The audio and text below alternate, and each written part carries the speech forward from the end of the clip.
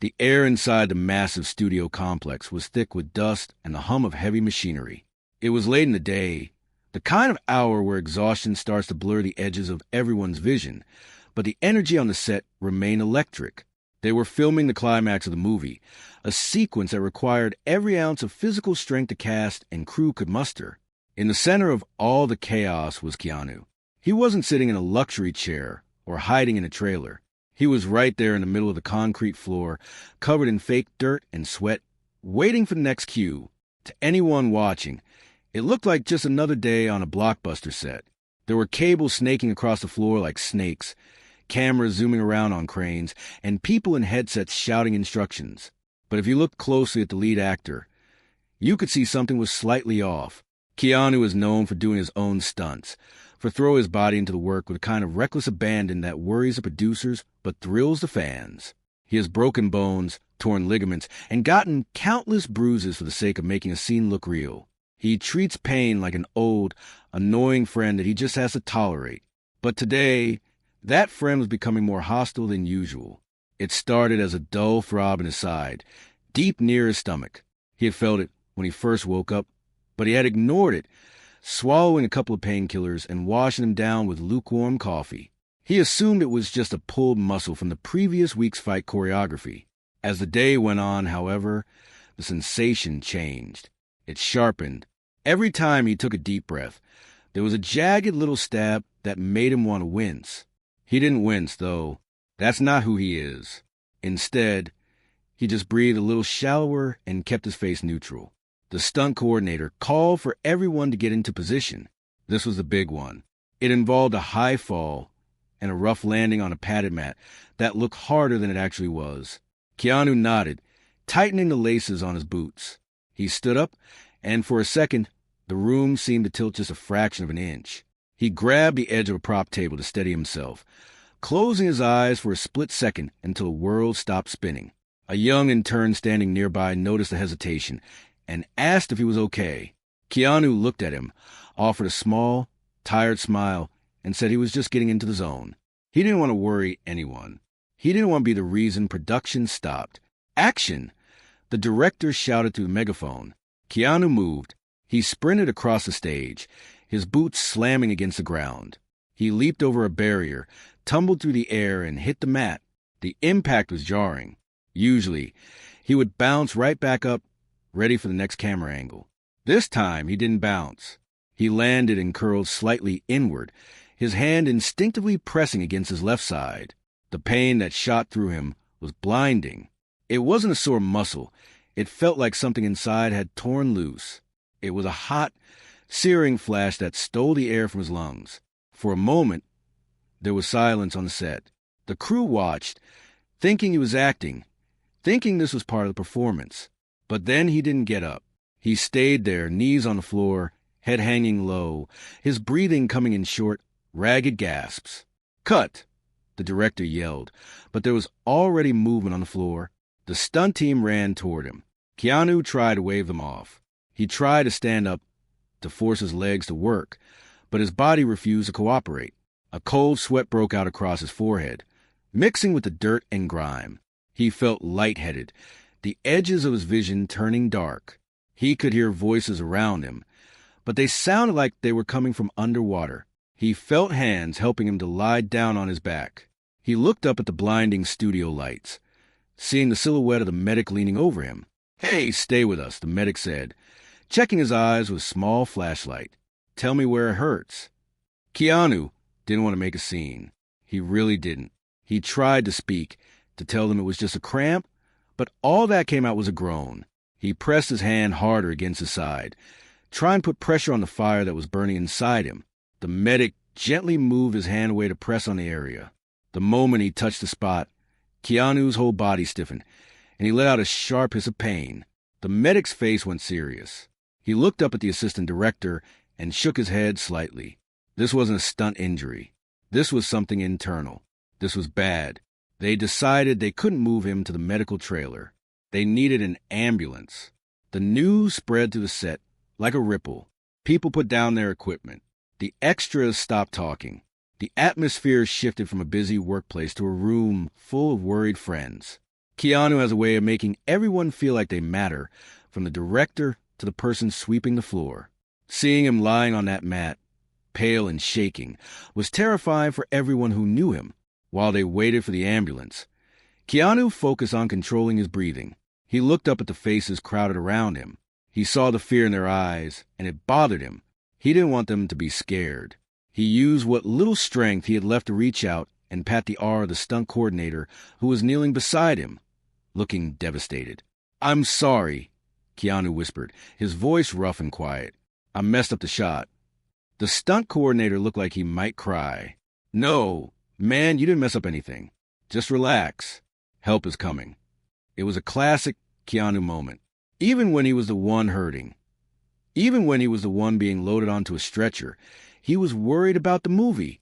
He was worried about the work. He was worried about everyone else. The sound of sirens finally pierced the walls of the studio. Paramedics came in with a gurney, moving with efficient speed. They transferred him from the hard floor to the stretcher. He gritted his teeth against the pain, squeezing his eyes shut. As they lifted him up, he opened his eyes one last time to look at the crew. He tried to give them a thumbs up, but his hand was too weak. It just flopped slightly at his side. They wheeled him out of the main sound stage. The path to the exit was lined with crew members standing in silence. They watched him go, a quiet procession of respect and fear.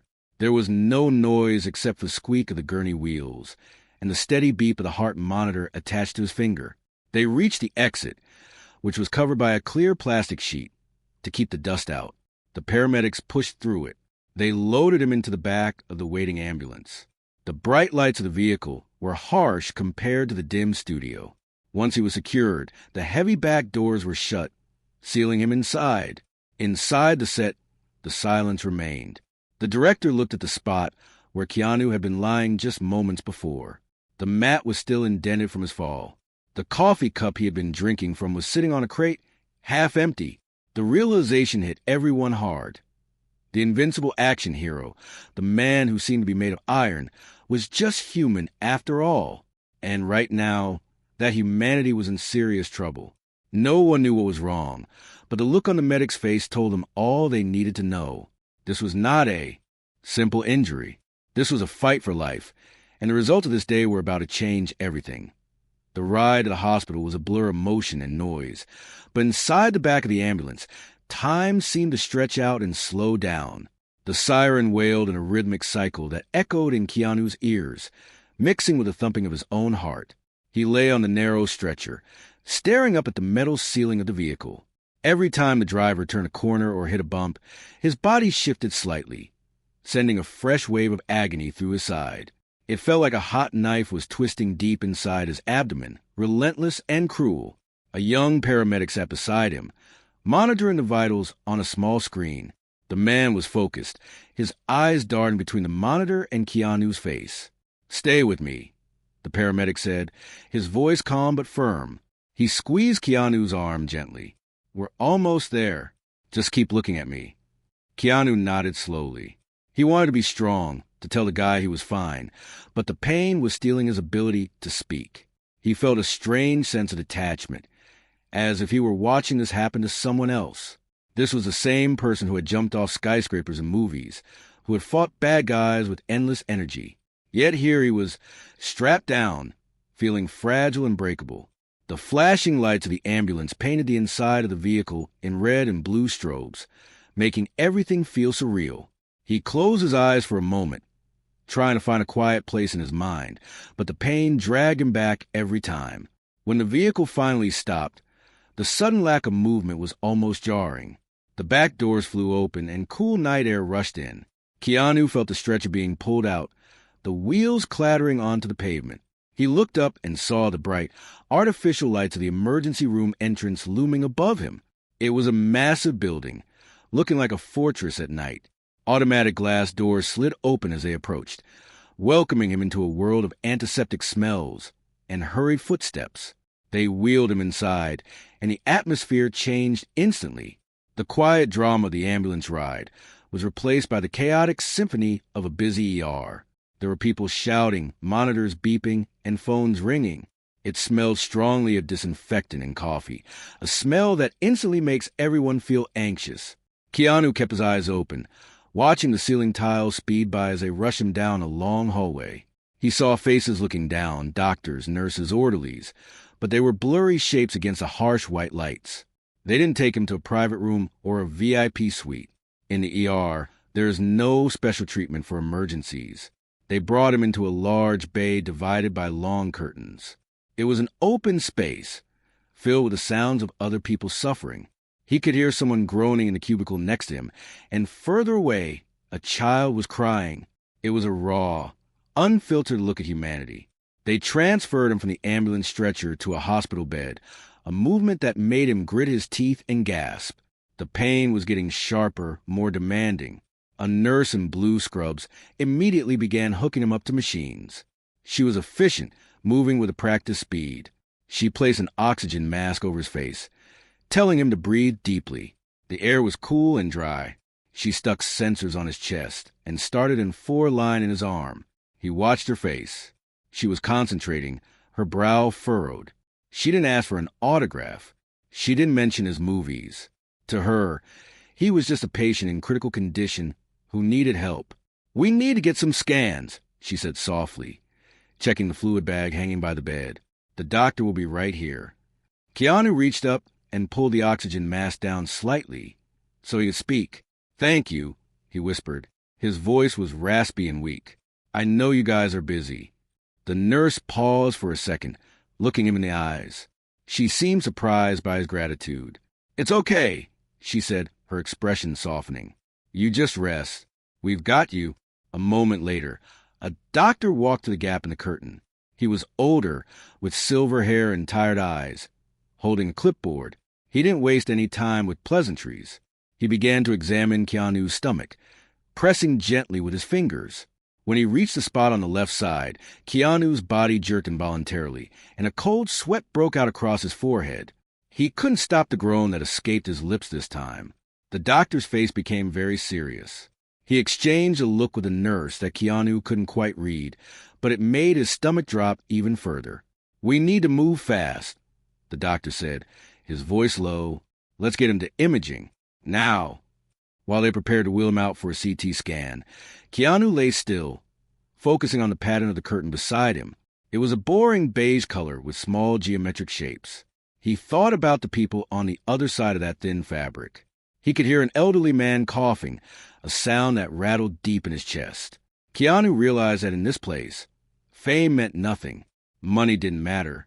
All the accolades he had received over the years couldn't stop the pain or fix what was broken inside him. Here, everyone was equal.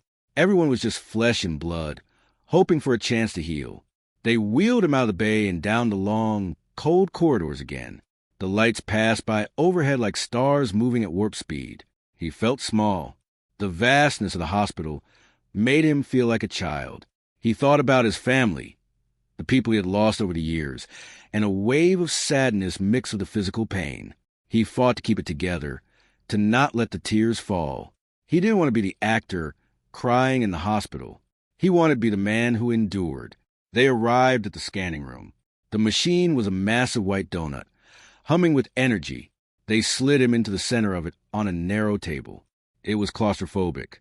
The machine whirred and clicked as it took pictures of his insides. Keanu closed his eyes and tried to slow his breathing. Asterisk in, out, asterisk. He thought about the motorcycle rides he loved, the freedom of the open road. He tried to transport his mind there, to a place with no pain and no bright lights. When the scan was done, they wheeled him back to the curtain area in the ER. The wait began. This was the hardest part.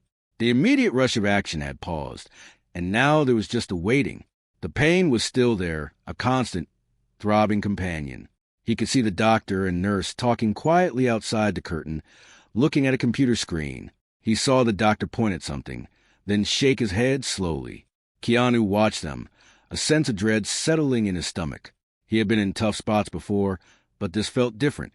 He looked at his hand, the 4-tube taped to his skin. He looked at the ceiling, counting the tiles to keep his mind occupied. He was tired, so incredibly tired. His eyelids felt heavy, but he forced himself to stay awake. He knew that sleeping might not be a good idea. A young technician came in to adjust his four. He looked nervous, glancing at Keanu, and then quickly away. Keanu managed a weak smile. "Tough night?" Keanu asked him. The technician looked up, surprised. "Yeah, it's pretty busy tonight. Lots of accidents." "You're doing a good job," Keanu said softly. "Thank you." The technician's shoulders relaxed a little. He gave a genuine, small smile. "Thanks. Hang in there, okay?" It was a small interaction, just a few seconds in a long, painful night, but it mattered. It reminded Keanu that even in the hardest moments, there is kindness, there is connection. He wasn't just a damaged body. He was a human being talking to another human being. That thought gave him a tiny bit of strength to hold on while he waited for the news. The machines beeped rhythmically, marking the time, counting the seconds until the doctor would come back and tell them what the pictures had revealed. The silence in the little curtained room was heavy, filled with the unspoken fear what those results might show. The curtain was pulled back with a sharp sound, breaking the heavy silence that had settled around the bed. The doctor walked in, holding a tablet in his hand. His face was serious, his brow furrowed in a way that made the knot in Keanu's stomach tighten even more. Behind him, the nurse followed, carrying a clipboard and looking like she was preparing for a rapid response. The doctor didn't say hello right away. He looked at the monitor above the bed, then down at Keanu, and finally at the images on his screen. The air in the small cubicle felt thick, charged with a tension that made it hard to breathe. "Keanu," the doctor began, his voice low and steady. "We have the results back from the CT scan. I need to be very clear with you about what we are seeing." Keanu tried to sit up a little straighter, wincing as the movement shot a bolt of pain through his side. He nodded, his eyes fixed on the doctor's face. He was ready for the bad news. He expected a broken rib, maybe a bad tear in a muscle, something that would require a few weeks of rest and some physical therapy. He was not prepared for the words that came next. "Your spleen is ruptured," the doctor said, pointing to a grainy black and white image on the screen. "But it's not just a simple crack. It is a severe rupture. You are bleeding internally.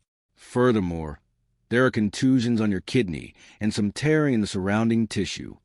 Keanu blinked, processing the medical terms. Ruptured spleen, internal bleeding. It sounded serious, but he still didn't grasp the full magnitude until he saw the look on the doctor's face.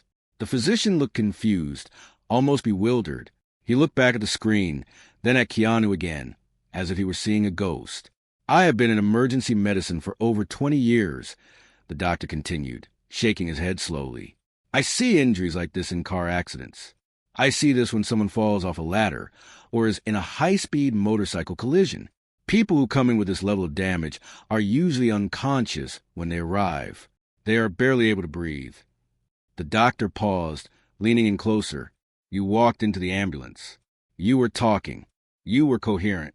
Do you understand how physically impossible that seems? Your body is in shock. By all medical logic, you should have collapsed on the studio floor and not woken up until you were in the operating room." Keanu looked down at his hands.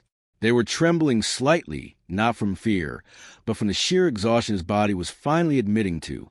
He had spent so many years training his mind to ignore his body, to push through the pain barrier for the sake of a scene or a performance. He had treated his body like a machine that he could override with willpower. Hearing the doctor explain the damage made him realize that the machine had finally broken, even if his will was still intact. I didn't want to stop," Keanu said quietly. His voice was weak, a shadow of its usual strength. "I had a job to do." The nurse stepped forward, gently adjusting the four-line. She looked at him with a mix of pity and amazement. "Adrenaline," she said softly. "It kept you going. It masked the pain so you could survive the threat. But now that you're here, the adrenaline is dropping, and your body is feeling the full weight of the injury." The doctor put the tablet down and placed a hand on the safety rail of the bed. "Here's the situation. The bleeding is significant. We cannot wait. We need to take you to surgery immediately to repair the damage and stop the internal hemorrhage. If we had waited any longer, if you had gone home and tried to sleep this off..." He didn't finish the sentence. He didn't need to. The silence in the room spoke volumes about how close to the edge he really was. A cold realization washed over Keanu. He thought about the ride to the hospital, the bumps in the road, the way he had smiled at the paramedic. He had been balancing on a knife's edge without even knowing it. The shocking result wasn't just a diagnosis. It was a revelation of his own mortality. He wasn't invincible. The action hero logic didn't apply in the real world of ruptured organs and blood loss. "Okay," Keanu said, looking the doctor in the eye. "Let's do it. Let's fix it." The doctor nodded, impressed by his calmness. "We are prepping the operating room now. It is going to be a long surgery, but we have a great team. You are in good hands." As the doctor turned to give orders to the nurse, the room suddenly became a flurry of activity. The calm waiting time was over. The urgency was back. Nurses moved with precision, checking his vitals, attaching new lines, and explaining what was happening. They removed his jewelry and his clothes, replacing them with a sterile hospital gown. They were gentle, but they were fast. Keanu lay back against the pillow, staring up at the ceiling tiles again. He felt strange. He felt detached from the famous actor everyone knew. He felt like just a man named Keanu who was about to go under the knife. He thought about the people waiting for him outside, his friends, his colleagues. He thought about the fans who loved his movies. He realized that he wouldn't be able to just walk out of here and go back to work tomorrow. This was a real stop. A few minutes later, a team of orderlies came in to transport him. They unlocked the wheels of the bed. "All right, Keanu," one of them said, "we're going to move you to the OR. It's just a short trip down the hall." As they pushed him out of the curtained area, he saw the other patients in the ER. He saw the worried families, the tired staff. He realized that everyone in this building was fighting their own battle. He wasn't special in that regard. He was just another soul trying to make it through the night. The hallway seemed endless. The lights were so bright, they hurt his eyes. He closed them for a moment, listening to the squeak of the wheels and the rhythm of his own heart monitor. They arrived at a pair of swinging doors that led to the operating suite. A nurse held the door open. The air on the other side was even colder, crisp and filtered. It smelled sterile, like pure cleanliness and metal. The lights in the operating room were blindingly bright, hovering over a narrow table in the center of the room. They transferred him from the bed to the operating table. It was hard and cold. The anesthesiologist, a woman with kind eyes and a soothing voice, appeared by his head. She introduced herself, though Keanu couldn't focus on her name. She placed a mask over his face. "I'm going to give you some medicine now," she said. "It's going to make you feel like you're floating. Just count backward from 10 if you like." Keanu looked up at the bright lights. He thought about the doctor's words. "You should have been unconscious." He thought about the stunts, the fights, the falls. He had pushed his luck for so long. Maybe this was a wake-up call. Maybe this was the universe telling him to slow down. He felt a cold sensation entering his arm through the 4. 10, he whispered, his voice barely audible. He felt the grip of pain loosen, its hold on his stomach. The worry in his chest began to dissolve into a fuzzy gray haze. He saw the doctor and the nurses moving around him, their masks covering their faces, their eyes focused on their work. They were going to save him. They were going to put him back together. 9. The edges of his vision began to turn black. The beeping of the monitor sounded like it was coming from far away. He thought about the script he left on set. He thought about the motorcycle he had at home. He thought about how quiet the world became when you stopped moving. 8. He let out a long breath. He wasn't afraid anymore. He was tired. He was so incredibly tired. He surrendered to the darkness, trusting the strangers in the room to bring him back to the light. The last thing he felt was a warmth of a hand on his shoulder, a silent gesture of support. And then he was gone, drifting into a deep, dreamless sleep where there was no pain, no movies, and no expectations. Just a quiet void of the unconscious mind, waiting for the healing to begin. The transition from the bright, chaotic emergency room to the quiet, dimly lit preoperative holding area felt like moving from storm into a strange, heavy silence. Keanu lay on a narrow gurney, parked in a hallway that was lined with other patients waiting for their turn. The pain was still there, a deep, aching throb at his side that refused to be ignored, but the medication they had given him was starting to take the sharp edge off. It made his limbs feel heavy, like they were made of lead, and turned the world into a series of soft, blurry shapes. He stared up at the acoustic ceiling tiles, counting the little holes in the fiberglass to keep his mind occupied. To his left, a thin blue curtain hung from a metal track, separating his bed from the rest of the room. It wasn't a soundproof wall by any means. He could hear everything happening on the other side. He heard the shuffle of slippers on the linoleum floor, the rhythmic beep of a machine, and the low, hushed voices of people trying to be quiet in a place that never truly slept. At first, he tried to block it out. He tried to focus on his own breathing, in and out, preparing himself for the surgery that was coming. He knew the risks. The doctor had been clear about the internal bleeding and the severity of the rupture. He needed to conserve his energy. But then, a sound cut to the haze of his painkillers. It was a soft, muffled sob. It was the kind of sound someone makes when they are trying desperately not to be heard, but the grief is just too big to hold inside. Keanu turned his head slowly toward the curtain. He listened intently. "It's going to be okay, sweetie. Mommy's here," a woman's voice whispered. It trembled with a fear that was painfully familiar. "But I'm hungry," a small child's voice replied, weak and tired. "And I want to go home. I don't want to sleep here." "We have to stay," the woman said, her voice cracking under the strain. We just have to figure out how to pay for the medicine first. Then we can get something to eat. Just a little longer. Baby, please." Keanu closed his eyes. The conversation hit him harder than the physical pain in his side. He knew that feeling of helplessness. He knew what it was like to feel the weight of the world crashing down on you when you were just trying to survive. He thought about the mother sitting there, probably exhausted, probably terrified for a child, worrying about money in a place where money shouldn't matter but always did. He lay there for a moment, weighing his own suffering against hers. He was in pain, yes. He was about to have major surgery to save his life. But he had resources. He had insurance. He had people waiting for him, friends who would drop everything to be there. This woman, judging by the crack in her voice and the fear he could almost taste in the air, felt like she had no one. She was alone in a crowded room, drowning in the pressure of keeping her child safe.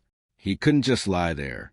It wasn't in his nature to ignore pain, even if it belonged to someone else. He reached out his hand, his fingers fumbling for the red call button attached to his bed rail. He pressed it, and within seconds, a nurse appeared through a gap in the curtain. She was the same nurse who had been with him earlier, the one with the kind eyes and the gentle touch. She looked at him, checking the monitors above his head, concern written on her face. "Are you in more pain?" she asked quietly, reaching to adjust a drip in his arm. Keanu shook his head slowly. He looked past her, toward the blue curtain that separated him from the woman and child. "The woman next to me," he whispered. His voice was raspy, dry from the oxygen and the drugs. "She's crying." The nurse paused, glancing back at the curtain. "I know. It's a difficult situation. We're trying to get a social worker to speak with her. She's worried about food," Keanu said, struggling to get the words out through his dry throat. "And money. Can you go to the cafeteria? Get them whatever they want. Anything hot. And a room. If there's a hotel nearby, get them a suite. A warm one, somewhere they can sleep properly." The nurse looked at him, blinking in surprise. She looked down at his pale face, at the hospital gown, at the bandages holding the four in place, and then back into his eyes. "Sir, you're about to go into surgery for a ruptured spleen. You need to focus on you. You need to keep your blood pressure down." "I am focused," he said, a faint ghost of a smile touching his lips. "I'm focused on not listening to her cry. It hurts my ears. Please, just do it. Put on my bill, or take my card. Just make it happen. Don't tell them it's me." The nurse stood there for a second, completely taken aback. Most people in his position would be screaming for more pain medication, or demanding to see the top specialist immediately. They would be thinking only of their own survival, their own fear. Here he was, broken and bleeding, worrying about a stranger's dinner and a place to sleep. "I'll do it," the nurse said softly, her voice thick with sudden emotion. "I'll go right now." "Thank you," Keanu whispered. Tell her it's going to be okay. Just make sure she believes it." The nurse squeezed his hand, her touch warm and reassuring, and then she walked away. Keanu listened as her footsteps faded down the hall. A few minutes later, he heard hushed whispers coming from the other side of the curtain. He couldn't make out the exact words, but the tone had changed entirely. The desperate, jagged sobbing stopped. He heard a gasp of surprise, followed by a sound of pure relief. The tension in the air seemed to dissolve, replaced by a quiet sense of peace that hadn't been there before. He lay back against his pillow, a strange sense of calm washing over him. The pain in his side was still screaming at him, reminding him of the rupture, of the blood loss, of the danger he was in. But his heart felt lighter. Helping that woman didn't fix his spleen. It didn't stop the internal bleeding. It didn't change the fact that he was about to be cut open, but it fixed something in his soul. It reminded him that even in the darkest moments, even when you're lying on a gurney waiting to be put under, you still have the power to choose kindness. Time seemed to drag on.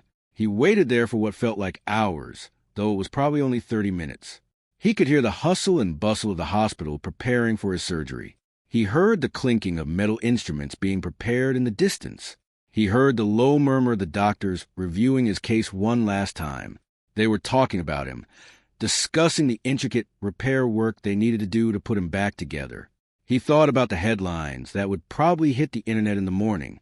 They would likely say action hero in critical condition or star rushed to R. They would focus on the blood and the drama, the tragedy of a halted production. But they wouldn't know about the quiet moment in the hallway. They wouldn't know that while he was fighting for his life, he took a moment to fight for someone else's peace of mind.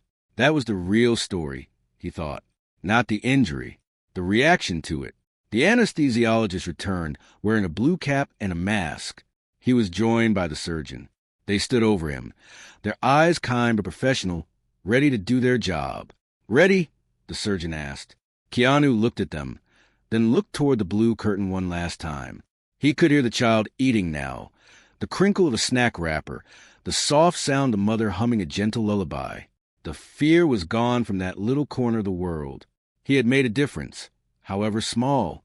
"Yeah," Keanu said, exhaling a long, shaky breath. "I'm ready." They unlocked the brakes on the bed and began to push him toward the operating room doors. The lights above him passed by in a blur. He closed his eyes, feeling the cold air of the hallway brush against his face. He wasn't thinking about the movie. He wasn't thinking about the fame or the career. He was thinking about how fragile life is, how quickly it could be turned upside down. And he was thinking about how important it is to be good to each other, especially when things are falling apart. As they wheeled him through the double doors into the bright, sterile white room, he let go of the worry. He had done what he could do. He had been a human being first, and a patient second, whatever happened on that table. He knew that his heart, in the end, was in the right place. The darkness of anesthesia began to reach for him again, but this time he welcomed it without fear. He had left a little bit of light in the hallway behind him. That was enough. Waking up from major surgery is not like waking up from a nap. It is a slow, confusing climb back to consciousness. The first thing Keanu noticed was a sound. It was a rhythmic, high-pitched beeping that echoed in his ears. Then came the feeling, a heavy, dull soreness that seemed to cover every inch of his body. He tried to move, but his limbs felt like they were made of stone. He opened his eyes, but the lights were too bright, so he quickly closed them again. He was in the intensive care unit. The air was cool and smelled of sterility and medicine. A nurse was adjusting a bag of fluid near his head. She noticed his eyelids flutter and leaned over him. "Keanu, can you hear me?" she asked softly. He tried to answer, but his throat was dry and scratchy. All he managed was a weak grunt. He nodded slightly instead. "You're in the recovery room," she said, smoothing the blanket over his chest. "The surgery went well. They stopped the bleeding. They repaired the spleen. You're going to be okay." He let out a long breath that he felt like he had been holding for days. The sharp, tearing pain in his side was gone, replaced by the deep ache of healing. He was alive. The doctor had been right. It had been a close call. He drifted in and out of sleep for the next several hours, floating in a haze of painkillers and exhaustion. When he finally woke up more fully, the room was dim. It was nighttime outside the window. A few friends were sitting in chairs near the wall, but they were asleep. He didn't wake them. He just lay there, looking at the digital numbers on the monitor. His heart rate was steady. His oxygen levels were good. He was going to be fine. While he rested, the world outside the hospital walls was waking up to the news. Early that morning, reports had started to spread that the famous actor had been rushed to the hospital for emergency surgery. The internet went into a frenzy. Fans posted messages of worry and fear. News crews gathered outside the medical center, hoping for a glimpse of him or an update on his condition. The headlines were dramatic. People were scared that the worst had happened. But as the day went on, the story began to change. It wasn't just about the medical emergency anymore. A nurse who had been on the shift during his arrival posted an anonymous message on a social media platform. She didn't share private medical details, but she shared a moment. She wrote about how, while he was waiting for surgery, in terrible pain and facing a life-threatening situation, he had stopped her to help a crying mother and her child in the next bed. The post spread like wildfire. Then, the young technician who had adjusted his floor spoke up, confirming the story. He talked about how Keanu had thanked him for his work, how he had apologized for causing trouble. Suddenly, the shocking results weren't just the medical reports of a ruptured spleen and massive internal damage. The real shock was the revelation of his character. People couldn't believe it. In a world where celebrities are often portrayed as demanding or disconnected, here was a man who, while literally fighting for his life, was worried about a stranger's dinner and a child's comfort. The headlines shifted. Asterisk action hero saved the day again, but not with a gun. Asterisk the real Keanu, kindness in the face of death. Asterisk inside his room, Keanu was unaware of the digital storm raging in his honor. He was slowly learning to move again. A physical therapist came in to help him sit up on the edge of the bed. It was agonizing. His stomach muscles protested, and he broke out in a cold sweat. He felt weak, fragile, but he did it. He swung his legs over the side and sat there, breathing hard, gripping the therapist's hand. "You did good," the therapist said. "That's the hardest part." Keanu nodded, wiping his forehead with the back of his hand. He looked down at the floor. He realized after the first time in a long time, he couldn't just push through. He had to heal. He had to be patient. It was a hard lesson for someone who was used to being invincible. A few days later, he was well enough to have visitors. The mother and child he had helped came to see him. They stood in the doorway of his private room, looking shy. Keanu smiled when he saw them. He motioned for them to come in, ignoring the twinge of pain in his side as he shifted to make room on the bed. The woman was crying tears of gratitude.